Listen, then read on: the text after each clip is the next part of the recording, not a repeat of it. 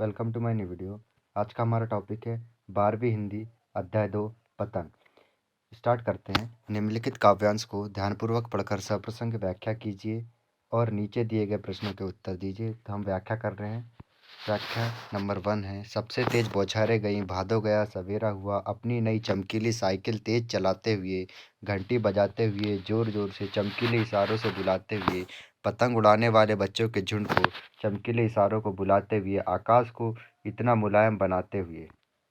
खरगोश की आंखों जैसा लाल सवेरा शरद आया फूलों को पार करते हुए कि पतंग ऊपर उड़ सके, दुनिया की सबसे हल्की और रंगीन चीज उड़ सके, दुनिया का सबसे पतला कागज उड़ सके, बांस की सबसे पतली कमानी उड़ सके, कि शुरू हो सके सीटियों, किलकारियों और तितलियों की इतनी नाजुक दुनिया। ये जो पद्यांश था उसके शब्दार्थ है। भादो मीन्स होता है भादो का मास, अंधेरा भी होता है इसका अर्थ। शरद मीन्स होता है शरद ऋतु या उजाला। झुंड मीन्स होता है समूह। द्वासारों से मतलब होता है संकेतों से। मुलायम मतलब होता है कोमल। रंगीन रंग बिरंगी मतलब होता है। बांस मतलब एक प्रकार की लकड़ी है। नाजुक मतलब कोमल होता है। किलकारी मीन्स होता है खुशी में चिल्लाना। इसका प्रसंग है। प्रस्तुत काव्यांश हमारी पाठ्य पुस्तक आरोह भाग 2 में संकलित कविता पतंग से उद्धृत है। इस कविता के रचयिता आलोक धनवा हैं। प्रस्तुत कविता में कवि ने मौसम के साथ प्रकृति में आने वाले परिवर्तन व बालपन की सुलभ चेष्टाओं का सजीव चित्रण किया है। इस पद्यांश की व्याख्या है। कवि कहता है कि बरसात के मौसम में जो तेज बौछारें पड़ती हैं वे समाप्त हो गई। तेज बौछारें और भादो माह की विदाई के साथ साथ ही शरद ऋतु का आगमन हुआ। अब शरद का प्रकाश फैल गया है। इस समय सवेरे उगने वाले सूरज में खरगोश की आंखें जैसी लालिमा होती है। कवि शरद का मानवीकरण करते हुए कहता है कि वह अपनी नई चमकीली साइकिल को तेज गति से चलाते हुए और जोर जोर से घंटी बजाते हुए फूलों को पार करते हुए आ रहा है। वह अपने चमकीले इशारों से पतंग उड़ाने वाले बच्चों को के झुंड को बुला रहा है। इस पद्यांश का विशेष है, कवि ने बिंबात्मक शैली में शरद ऋतु का सुंदर चित्रण किया है। सेकंड है, बाल सुलभ चेष्टाओं का अनूठा वर्णन है। तीसरा है, शरद ऋतु का मानवीकरण किया। चौथा है, उपमा, अनुप्रास, श्लेष, पुनरुक्ति, प्रकाश, अलंकारों का सुंदर प्रयोग किया गया है। यहाँ जितने अलंकार दिए गए हैं उसका हम डिस्क्रिप्शन दे देंगे। इसका अगला लेक्चर आएगा उसमें हम बता देंगे कि ये क्या क्या होते हैं। ठीक है। पांचवा है, खड़ी बोली में सहज अभिव्यक्ति है। छठवां, लक्षणा शब्द शक्ति का प्रयोग है। सातवां, मिश्रित शब्दावली। कविता के साथ प्रश्न 1 है, सबसे तेज बौछारें गईं, भादो गया के बाद प्रकृति में जो परिवर्तन कवि ने दिखाया है उसका वर्णन अपने शब्दों में कीजिए। यह इसके अथवे में पूछ सकता है, सबसे तेज बौछारें के साथ भादों के बीत जाने के बाद प्राकृतिक दृश्यों का चित्रण पतंग कविता के आधार पर अपने शब्दों में कीजिए। दोनों का उत्तर एक। उत्तर यह है, इस कविता भादो माह में तेज वर्षा होती है। इसमें बौछारें पड़ती हैं। बौछारों के समाप्त होने पर शरद का समय आता है। मौसम खुल जाता है। प्रकृति में निम्नलिखित परिवर्तन दिखाई देते हैं। पहला है, सवेरे का सूरज खरगोश की आंखों जैसा लाल लाल दिखाई देता है। दूसरा है, शरद ऋतु के आगमन से उमस समाप्त हो जाती है। ऐसा लगता है कि शरद अपनी साइकिल को तेज गति से चलाता हुआ आ रहा है। तीसरा, वातावरण साफ व धुला हुआ सा लगता है।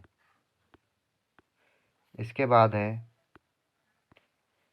प्रश्न नंबर 2 है, सोचकर बताएं कि पतंग के लिए सबसे हल्की और रंगीन चीज, सबसे पतला कागज, सबसे पतली कमानी जैसे विशेषणों का प्रयोग क्यों किया गया।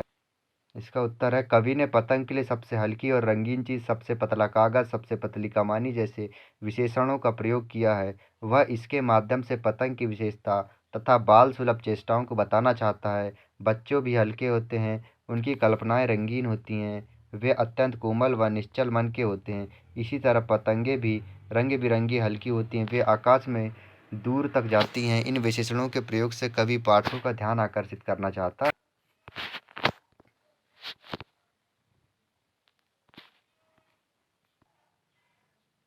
घंटी बजाते हुए, जोर जोर से चमकीले इशारों से बुलाते हुए, पतंग उड़ाने वाले बच्चों के झुंड को चमकीले इशारों से बुलाते हुए।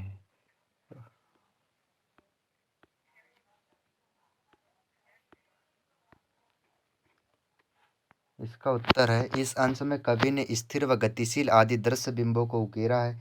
इन्हें हम इस तरह से बता सकते हैं, तेज बौछारें मतलब गतिशील दृश्य बिंब, सवेरा हुआ मतलब स्थिर दृश्य बिंब। मतलब तेज बौछारें जो आती है वो गतिशील होती हैं, इसलिए गतिशील दृश्य बिंब।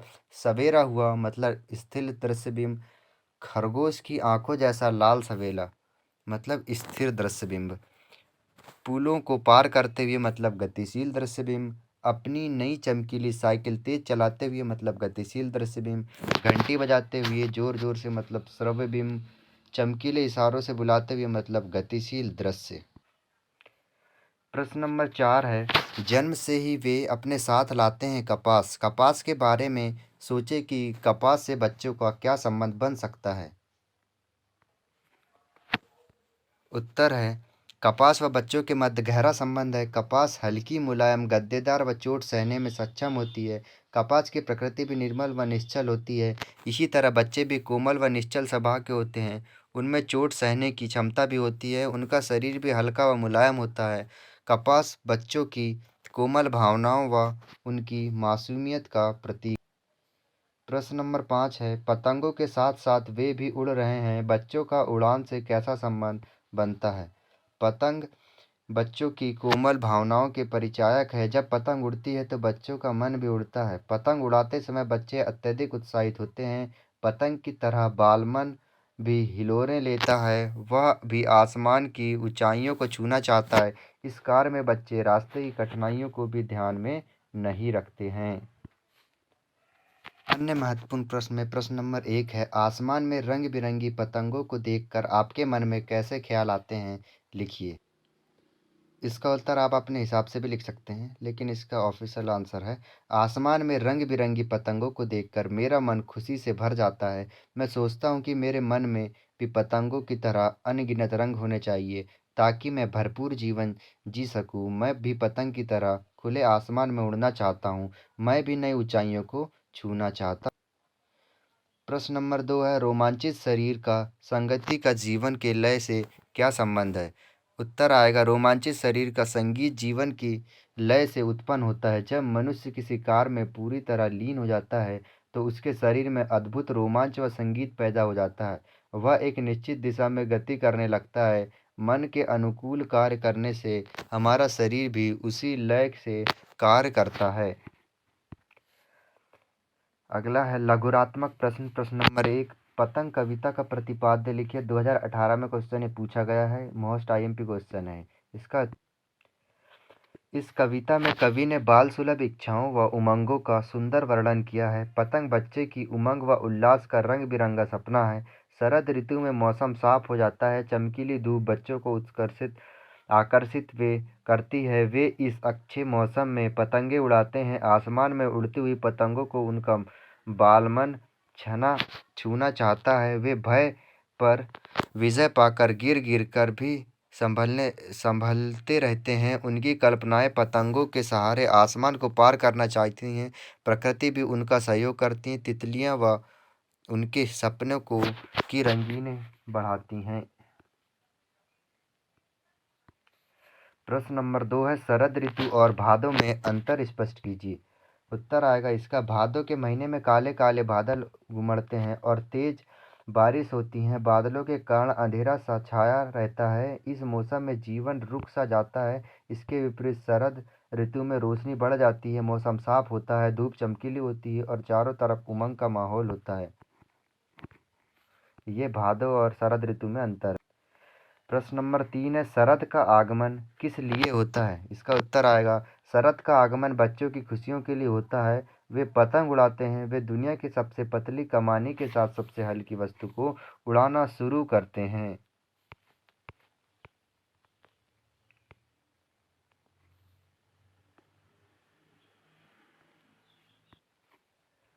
बच्चों के बारे में कवि ने क्या क्या बताया है। उत्तर, बच्चों के बारे में कवि बताता है कि वे कपास की तरह नरम व लचीले होते हैं। वे पतंग उड़ाते हैं तथा झुंड में रहकर सीटियां बजाते हैं। वे छतों पर बेसुध होकर दौड़ते हैं तथा गिरने पर भी भयभीत नहीं होते। वे पतंग के साथ मानो स्वयं भी उड़ने लगते हैं। प्रश्न नंबर 6 है, किन किन शब्दों का प्रयोग करके कवि ने इस कविता को जीवंत बताया है। तेज बौछारें गई मतलब भादो गया। नए चमकीले तेज साइकिल चमकीले इशारे अपने साथ लाते हैं कपास, मतलब छतों को भी नरम बनाते हुए।